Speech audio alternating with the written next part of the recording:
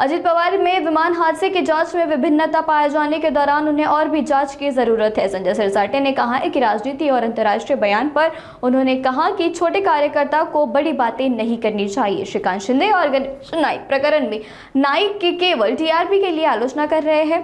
मृत्यूबाबत पुन्हा आता शंकांना उधाण आलंय। जय पवारांनी एक व्हिडिओ शेअर केलाय। तीच कंपनी VSR तिचे मालक मुख्य पायलटच्या सीटवर झोपलेले असल्याचं दिसून येत आहे आणि त्यामुळे शंका उपस्थित केल्या आहेत। हेच चालतंय का? त्यांनी जो काही व्हिडिओ ट्विट केलेला आहे किंवा दाखवलेला आहे तो नेमका त्या घटनेशी संबंधित आहे की नाही याची कल्पना मला पण नाही आणि त्यांनाही ती नसेल। परंतु कॉकपिटमध्ये विमान पायलटच्या जागेवर बसून झोपणं हे अत्यंत धोकादायक आहे।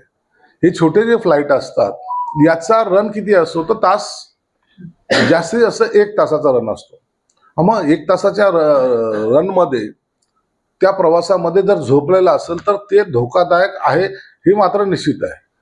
आणि अशा वेळेला तेही मुख्य पायलटच्या जागेवर बसून झोपणं मला वाटतं हे कुणालाही मनाला पटणार नाही।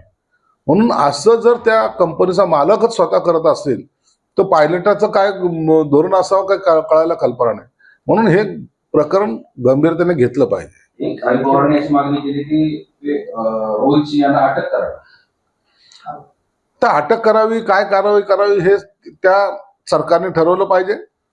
परंतु पायलटच्या सीटवर झोपणं हे योग्य नाही एवढं मात्र निश्चित आहे। असल्या प्रकारे अपघातांची चौकशी AAIB करतात। त्यांनी एक अहवाल दिलाय त्यात खराब हवामान आणि पायाभूत सुविधेवर खापर फोडण्यात आलाय। VSR कंपनी बाबतीत ते काहीच बोलले नाही। तर DGCA एक अहवाल केला होता त्यात त्यांनी सांगितलं होतं की VSR कंपनीच्या विमानातच त्रुटी आहे।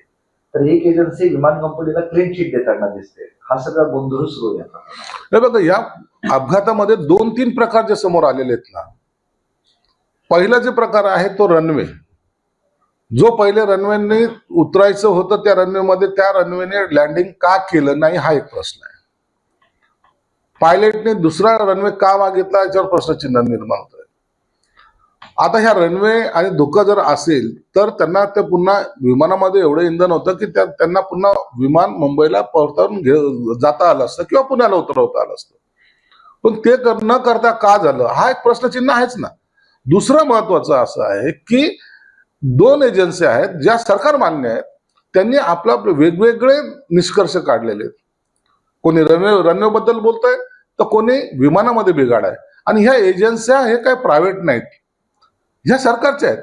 म्हणून याच्यावर शंकेची जी पाल चुकचुकते ना तर त्याच्यावर आपण लक्ष त्यांनी दिलं पाहिजे।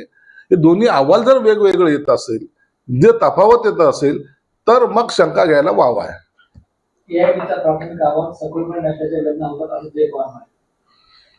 वेदना निश्चित होणार ना। अजित दादासारखा मोठा नेता गेल्यानंतर हे वेदना महाराष्ट्राला झालेल्या आहेत।